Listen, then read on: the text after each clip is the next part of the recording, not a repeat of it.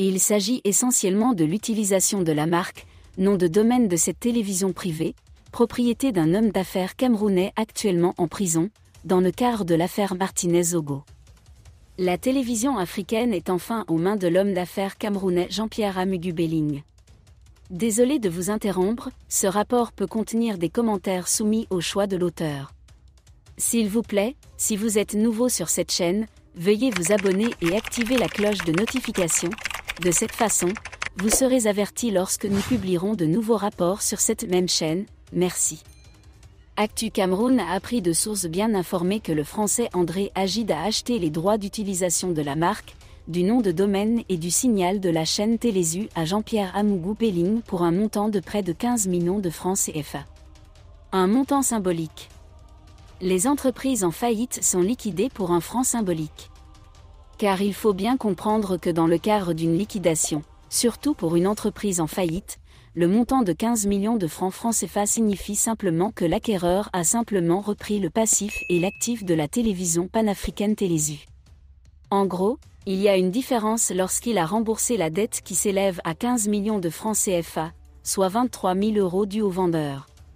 Ainsi, en cas de faillite et de liquidation judiciaire de Marek, le nom de domaine et le signal TV n'auront plus beaucoup de valeur. Aujourd'hui, le membre du Congrès et président du Parti de la Réconciliation Nationale, NPR, a présenté sur son compte Twitter sa vision du candidat soutenu par l'opposition à l'élection présidentielle. Selon Cabral Libby, photo, les partis d'opposition doivent d'abord former une « alliance de transition ». Ensuite, après consultation publique des principales organisations de la société civile et des syndicats, elle publie le document proposant une politique commune de transition, OPT, a-t-il suggéré. Cela conduit finalement au « candidat de l'opposition ». Le Libyen Cabral n'a pas précisé comment s'effectuerait la sélection des candidats de l'opposition.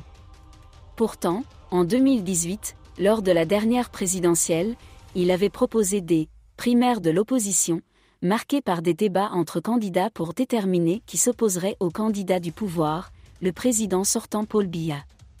Cette nouvelle approche de Cabral Libby intervient quelques semaines après que le député d'opposition Jean-Michel Nincheux a appelé à soutenir Maurice Kamto du Mouvement pour la Régénération du Cameroun, MRC.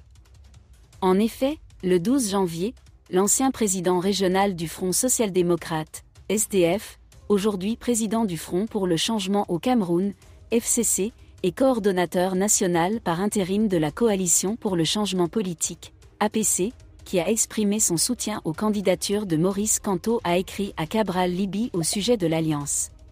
À ce propos, Jean-Michel Nincheux a appelé le député PCRN à rejoindre l'APC. Une invitation à laquelle les dirigeants de la République populaire de Chine n'ont pas officiellement répondu. Et aujourd'hui, il a écrit un processus qui mènera à la sélection d'un candidat consensuel parmi l'opposition, comme s'il exprimait son opposition à l'approche du complexe militaro-industriel. Rappelons qu'en 2018, l'opposition n'était pas parvenue à s'entendre sur le candidat du parti au pouvoir. En 2015, une telle initiative s'est effondrée quelques jours avant le vote, lorsque Ndi John Fru Ndi, le chef de l'opposition, est entré dans l'alliance. Cela a condamné l'opposition à souligner rencontrer Biya de Pawa en rangée dispersée. Merci d'être resté avec nous jusqu'à ce point, comme toujours pour promouvoir la liberté d'expression.